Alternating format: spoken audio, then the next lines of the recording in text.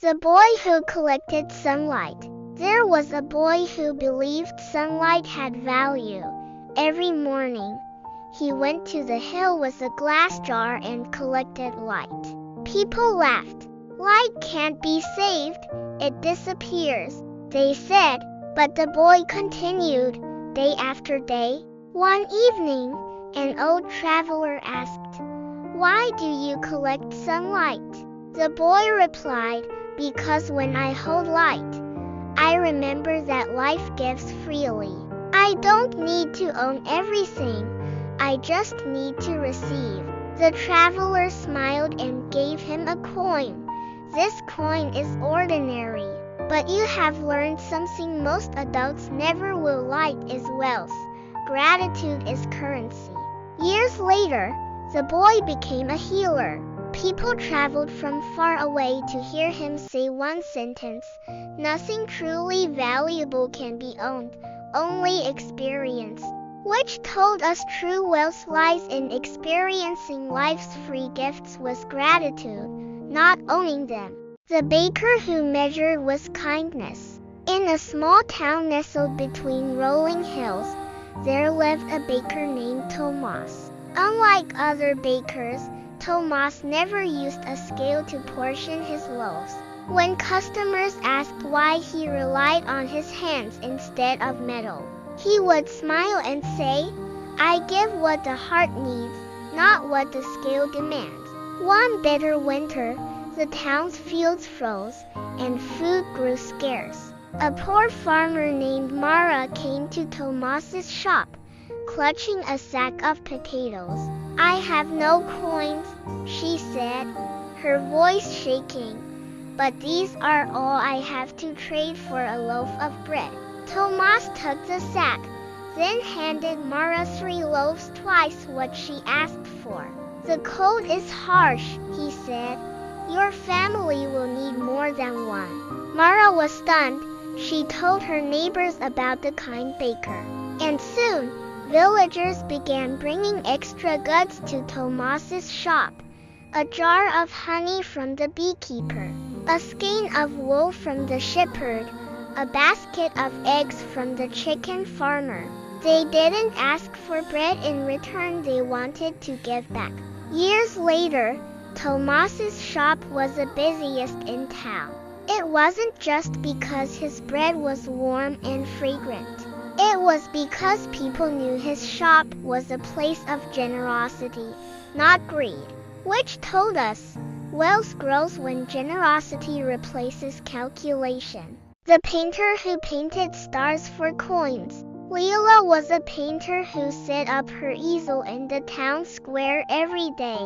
She painted small, glowing stars on wooden plaques, and above her stall, she hung a sign, "1 coin per star, but keep the coin if the star makes you smile tonight." Most passers-by took the star, smiled, and kept their coin. Leela never complained, she just kept painting, her brush moving like a firefly across the wood. One afternoon, a wealthy merchant named Kale stopped at her stall. He picked up a star, held it to the light, and handed Leela 10 coins. "Why so much?" Leela asked, surprised. Kale laughed. "You didn't just sell me a star, you taught me something. I've spent years haggling over gold, but you've shown me value isn't in the price tag. It's in the joy something brings. This star will make me smile every night, and that's worth for more than 10 coins." Word of Leela's smile stars spread. Soon, people traveled from nearby towns to buy her art, paying not just coins, but stories of their own joys. A child's first step, a friend's safe return, a sunset shared with a loved one. Leela's stall became a place of celebration and her coins multiplied, not because she chased them, but because she chased joy, which told us true value is felt, not fixed. The fisherman who stopped at noon. Every morning, Marco the fisherman rowed his small boat out to the bay. By noon, He'd catch just enough fish to feed his family and sell a few to the town's market. Then he'd tie his boat to the dock, spread a blanket on the sand, and nap while the waves whispered to the shore. One day, a businessman named Rico visited the bay. He watched Marco nap and frowned. "You're wasting your potential," Rico said. "Catch more fish. Buy a bigger boat. Hire other fishermen. Build a fleet. Soon, you'll be rich. You can retire and nap by the sea all day." Marco opened one eye and smiled. "But I already nap by the sea all day. What's the point of chasing rich if it makes me miss a nap now?" Rico couldn't answer. He spent his days rushing from meeting to meeting, dreaming of retirement, while Marco spent his afternoons in the sun. Content was enough. Weeks later, Rico returned to the bay. He found Marco sharing his fish with a hungry child, laughing as the waves splashed their feet. In that moment, Rico realized Marco was already rich. He had what Rico was still chasing: peace, joy, and the wisdom to enjoy the present, which told us wealth is not chasing more, but enjoying enough. The weaver who wove memories. Elena was a weaver whose shop smelled of wool and lavender. Unlike other weavers, she didn't just weave cloths, she wove memories. When a customer came to her, she'd ask, "What do you want to hold on to?"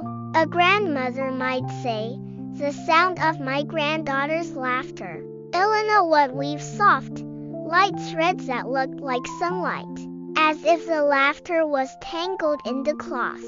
A traveler might say, "The sunset I saw over the mountains." Elena would weave deep oranges and purples, so the cloth felt like a hug from the sky. Elena never charged for her work. Instead, customers left gifts: a loaf of fresh bread, a hand-carved wooden spoon, a song sung softly as she wove. One day, a noblewoman named Lady Ilara visited the shop. She held out a pouch of gold. "Weave me a cloth that holds the memory of my late husband," she said. "I'll pay you anything." Elena took the pouch and set it aside. "Your memory is my payment," she said. "Gold fades, but the love in your story will make the cloth last forever." When Lady Ilara returned, she cried when she touched the cloth. It felt like her husband's hand, warm and gentle. She told the queen about Elena's work, and soon, nobles traveled from far away to have their memories woven. But Elena never changed. She still asked for stories, not gold. And her shop remained a place where love was a true currency, which told us the richest currency is shared experience. The gardener who gave seeds. Javier was a gardener whose plot was the most colorful in the village. He grew tomatoes that glowed red, sunflowers that reached the sky, and strawberries that tasted like honey. But what made Javier special was his seeds. He gave them to anyone who asked. Villagers would say, "Javier, save the seeds for yourself.